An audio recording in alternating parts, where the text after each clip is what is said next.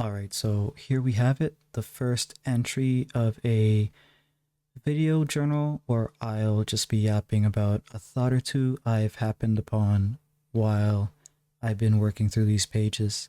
These pages being my haphazard, ill-informed attempts at starting a manga, or a manga-styled graphic novel. I don't technically consider works like this to be manga, I just call it like that to keep it simple and marketable. Nonetheless, what I want to do here is consider my errors, explore solutions, and just document the process in general. The footage is from pages I've already completed. Those who popped into the live streams might be quite familiar with them as I've spent way too long working these out. And I do that around 11 p.m. EST if you're interested in suffering with me for whatever reason. But for this video, let's talk about how we got here. This project started out as a learning exercise, which is a large part of why I'm stumbling through it. Long story short, I have a number of projects I've been writing and designing for several years to over a decade at this point, depending on the project. I'm not confident I have the ability to produce them at the level I need them to be. And I was right, I don't. There is just so much more than pretty picture when it comes to making manga. And I already knew that, but going through the motions firsthand is a monster unto itself. And here are the so-called monsters. There are three in particular. Firstly, what I've done is jumped headfirst into something I basically made up on the spot. No script, screenplay, outline, storyboard, character designs, etc.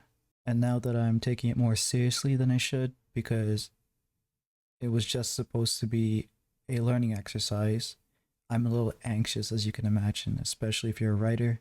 This is likely a disastrous approach, and it was.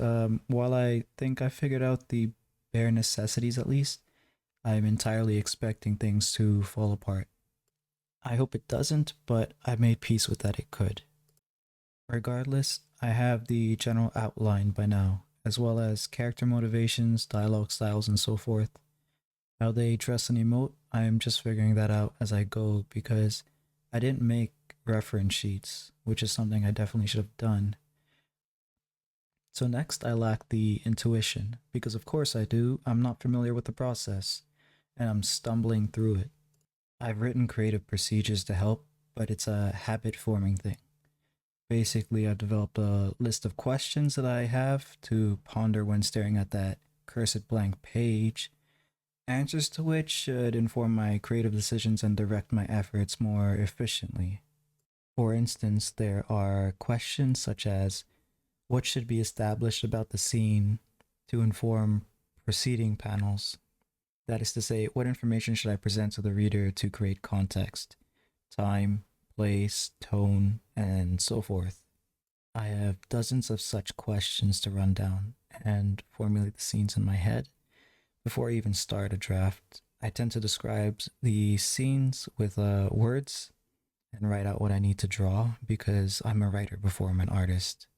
And there are procedures to optimize workflow, such as ensuring that I'm operating across multiple pages and in the same stage. So I should only lay out pages in one session, then only ink in session 2, and only shade in session 3. You get the idea. I've written my questions and procedures out and shared it in my Discord. Although I don't know how helpful it'll actually be, but it's there. Maybe I'll make a video about it, but I've said that about many topics. Guess we'll see. Finally, I'm just too slow. That's it. That's the final boss. I've been told I'm too stubborn as well because I could lower the level of detail and produce my pages faster, but really I can't because then what's the point? I'll just be phoning in every page and that'd eat at my motivation.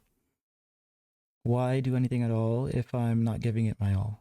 It doesn't make sense in my head, so I potentially have a rant on perfectionism, but I'll save it for later. Basically, I think it's a good thing. Perfectionism good. But it's not just the time spent on actually drawing either, it's time management in general.